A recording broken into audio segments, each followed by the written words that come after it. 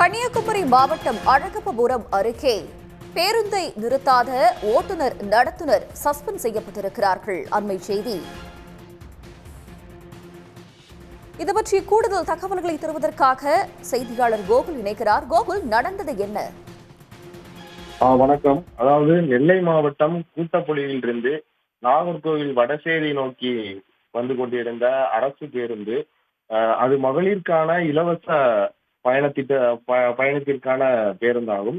இந்த பேருந்து அஞ்சு கிராமம் அருகே இருக்கக்கூடிய அழகப்பபுரம் பகுதியில் பேருந்து நிறுத்தத்தில் இருந்த 2 பெண்கள் பேருந்தை நிறுத்த கை காண்பித்தனர்.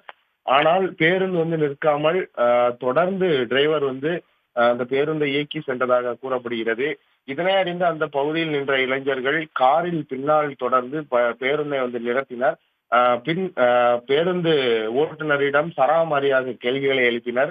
இந்த வீடியோ சமூக வலைதளங்களில் வைரலாகி வந்தது. இந்த வீடியோ தொடர்பாக தமிழ்நாடு அரசு போக்குவரத்து கழக நாகர்கோவில் மண்டல அதிகாரிகள் விசாரணை மேற்கொண்டனர். கடந்த 2 நாட்களுக்கு முன்பு இந்த வீடியோ வைரலான நிலையில் அதிகாரிகள் 2 நாட்களாக விசாரணை மேற்கொண்டனர். அந்த விசாரணையில் குறிப்பிட்ட அந்த அரசு